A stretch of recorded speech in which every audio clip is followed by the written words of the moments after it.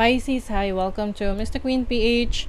At titignan natin ang energies na parating sa inyo in the next 2 weeks from the time na mapanood nyo yung reading na to.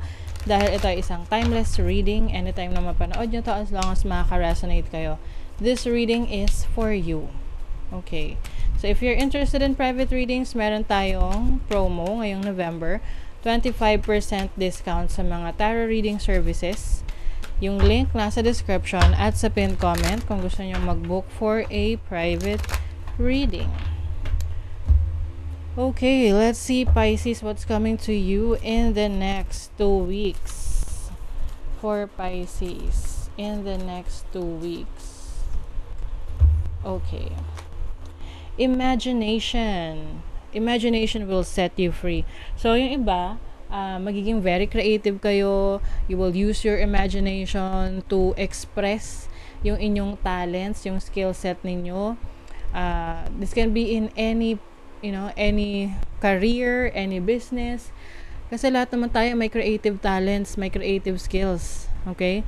I also see you na empowering yourself, na naniniwala ka sa kakayanan mo, sa abilidad mo, and that will make you feel more powerful, na you will be more confident, no, sa iyong sarili. You are also divinely guided. So some of you, yung creative talents and skills ninyo can be related to spirituality or anything that is kumbaga deep. Some of you, pwedeng you are practicing different forms of divination. So for example, tarot reading, astrology, numerology, palmistry, kung ano-ano pa na related sa spirituality. You also have justice. So this is about karma, no? Whatever, kung ano man yung dinideserve mo, you will definitely get it. Kaya if you know that you will work hard, you will focus on kung ano yung mga gusto mong ma-achieve for yourself, for your loved ones, then definitely you will get it. Okay? Makukuha mo yun, ma-achieve mo yun. And if there's someone na merong atraso sa'yo, may nagawa sa'yong mali, kahit wala kang gawin, no? Yung tipong wala kang kailangang gawin sa taong yan kasi yung karma na, yung bahala sa kanila, and you will receive that justice, yung katarungan na dine-deserve mo. And also, this is bringing balance into your life. Kung ano yung kailangan mong ayusin sa buhay mo, like mga kailangan mo ring bigyan ng focus at attention, mga sinet aside mo ng mga nakaraan. So ngayon, in the next 2 weeks, you will also focus on them. Let's say, naging busy ka sa trabaho mo. So, medyo napabayaan mo yung family mo, or wala ka masyadong time sa kanila. So, in the next 2 weeks, you will spend more time with them para makabawi. You have the 9 of Pentacles. This is stability in your finances, having the things that you need. So, hindi mo po problemahin yung pera, yung resources, kasi nandyan. It will be provided para sa'yo. Yung iba sa inyo, meron kayong a certain power pagdating sa career, sa trabaho. Yung iba, maaring may opportunity for promotion or increase ng sweldo. So, pagdating sa finances, maganda yung flow. You also have judgment. So, this is rebirth, bagong ikaw. Maaring you are reinventing yourself. Maaring meron kang, yung iba sa inyo nile-let go nyo na yung anything that is no longer serving your highest good. Ito yung mga alam mong bad traits mo or bad practices mo, kaya magpo-focus ka ngayon sa pag-establish ng bagong version ng sarili mo. So example na lang, no, halimbawa meron kayong unhealthy habits, bisyo, na alam nyo na hindi to nakakabuti sa kalusugan nyo or sa finances nyo or sa relationship nyo sa ibang tao. So you are letting go of that kasi parang nire-renew mo na yung sarili mo, no? Meron ka ng clarity about what you really need to do para mas mapaunlad mo yung sarili mo. You have the Star. This is healing. You are healing. Pwede itong physical healing kung nagkaroon kayo ng sakit or health challenges, no? Challenges sa mga sa kalusugan ninyo. In the next 2 weeks, you're healing, no? Mabilis ang inyong paghilom.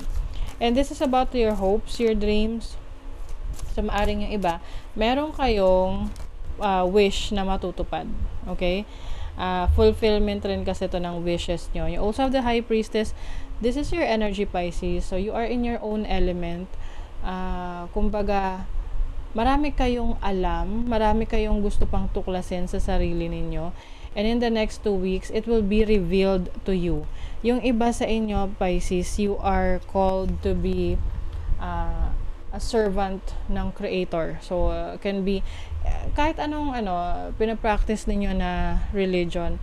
But for some of you, you are a light worker, you are a starseed, anything na related sa spirituality.